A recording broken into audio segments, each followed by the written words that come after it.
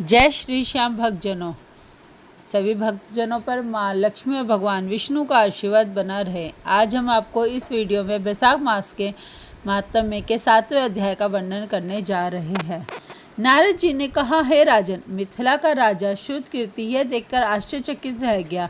फिर नम्रता पूर्वक हाथ जोड़कर श्रुति देव ऋषि से प्रार्थना करते हुए इस प्रकार बोला, हे महामुनि, यह कौन सा अद्भुत पुण्य है जिसके प्रभाव से छिपकली की योनि से राजा हेमांग की मृत्यु हो गई और उसके पाप नष्ट हो गए। कृपया इस धर्म का पूर्ण वृत्तांत मुझे सुनाइए। राजा की धर्म में ऐसी आस्था को देखकर महात्मा श्रुतिदेव बड़े प्रसन्न हुए और राजा की बड़ी प्रशंसा करते हुए बोले, हे राजन, तुम धन्य हो। तुमने बहुत श्रेष्ठ कल्याणकारी प्रश्न किया है। हे नृपेंद्र, मैं तुम्हें उन समस्त धर्मों के विषय में समझाता हूँ जिनका यश पुराणों ने गाया है और जिनके करने से प्राणी भव बंधन से छूट जाते हैं। वैशाख मास में मनुष्य के करने योग्य जो धर्म है और जिनके प्रभाव से राजा हेमांग की मृत्यु हुई, वे यह है: जल से भरा घड़ा दान करना, स्थान धाम पर प्याऊ लगवाना, कुआं, तालाब, बावड़ी आदि खुदवाना, यात्रियों के विश्राम निमित्त धर्मशाला बनवाना, प्रतिदिन सूर्योदय से प्रथम ही स्नान कर लेना, तत्पश्चात भगवान विष्णु का विधि पूर्वक सुगंधित पुष्पों से पूजन करना, भगवान की कथा को श्रवण मनन करना, धूप से तपे हुए मार्ग पर चलने के कारण श्रम से थके हुए ब्राह्मणों की हवा करना, उन्हें विश्राम कराना तथा उनके ताप दूर करने वाले ठंडे पेय जैसे शरबत, लस्सी आदि पिलाना, धूप से बचने के लिए छतरी, जूता, खड़ाऊ आदि दान करना, शहद, ईख, कपूर, चंदन आदि तापाहारी वस्तुएं दान करना, गौ को घास खिलाना, फल, दही,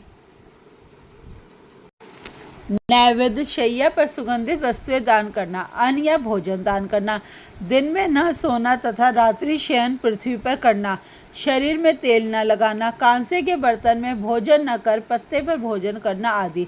यह समस्त धर्म वैशाख मास में करने से उचित हैं। जो प्राणी ऐसा नहीं करते वे हेमांग की भांति ही कष्ट पाते हैं। जो स्त्री ऐसा नहीं करती है वे पति पुत्र आदि के सुख से वंचित रहती है। भूखे प्यासे को अन्न और जल का दान अवश्य करना चाहिए। न करने से पशु योनि प्राप्त होती है अथवा पिशाच बनकर भटकना पड़ता है। वैशाख मास में अन्न दान न करने से क्या गति होती है, इस संबंध में मैं तुम्हें कथा सुनाता हूँ जो मेरे सामने घटित हुई है। रेवा नदी के किनारे एक वृक्ष पर मेरा पिता पिशाच बनकर निवास करता था। भूख प्यास से उसका शरीर स्थिर हो गया था। धूप ताप से व्याकुल छायाहीन सेमर के वृक्ष के नीचे बैठा हुआ अत्यंत दुख को प्राप्त था।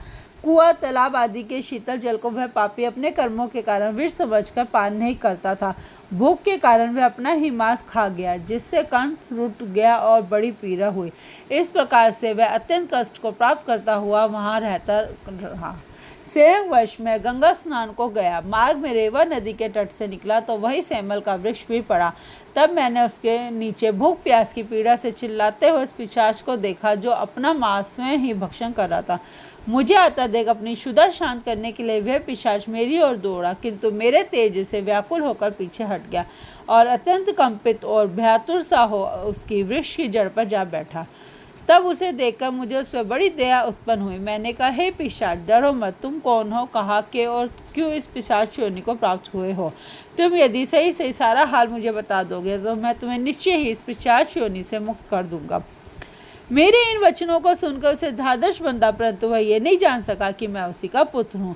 वह बोला, मैं आनंद देश के भुकरावे नामक नगर में संस्कृति गोत्र में उत्पन्न हुआ था। मेरा नाम मैत्र था। मैं तप, दान, विद्या और यज्ञादि के प्रति बहुत निष्ठा रखता था। मैंने बड़ी श्रद्धा से विद्या को ग्रहण किया और धर्म को महत्वपूर्ण जानकर समस्त तीर्थों में जाकर श्रद्धापूर्वक स्नान किया। हे अंगे, मैं लोभी था। अंत लोभ के वशीभूत होकर मैंने पुनित वैशाख मास में अन्न दान नहीं किया। इस कारण मुझे पिशाच की योनि प्राप्त हुई है।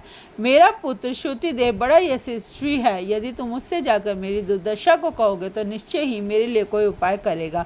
उससे मेरा सारा हाल जैसा कि तुम देख रहे हो जाकर कह देना और साथ ही यह संदेश भी कह देना कि वह मुझे इस पिशाच योनि से छुड़ाने के लिए वैशाख मास में प्रातः स्नान करके भगवान विष्णु का पूजन किया करें। फिर मेरे निमित्त अर्पण करके किसी ब्राह्मण को अन्न भी दान करें। उसके ऐसा करने से मेरा पाप नष्ट हो जाएगा और मैं इस पिशाच योनि से मुक्त होकर विष्णु पद को प्राप्त कर सकूंगा। अपने पिता के इन वचनों को सुनकर उनके चरणों में गिरकर रोने लगा। बहुत देर तक तो रोता ही रहा। फिर थोड़ी देर बाद चेत आने पर बोला, हे पिता, मैं ही तुम्हारा पुत्र हूँ। देव योग से मैं इधर आ गया हूँ। अब मैं शीघ्र ही घर वापस जाऊंगा और वहाँ मेष की संक्रांति में भगवान विष्णु की प्रसन्नता के लिए अन्न जल का दान करूंगा। इस प्रकार पिता को आश्वासन देकर मैं अपने घर वापस लौट आया। बैसाख मास आने पर मैंने पूरी श्रद्धा भक्ति के साथ भगवान विष्णु की प्रसन्नता के लिए उनका विधि पूर्वक पूजन किया। भगवान को प्रसन्न करने के लिए स्नान तथा अन्न दान भी किया। तब भगवान की कृपा से मेरे पिता उस पिशाच योनि से मुक्त हो गए। मेरे द्वारा बैसाख मास का सेवन करने से ही वे नराधम योनि को त्याग कर दिव्य योनि को प्राप्त हुए।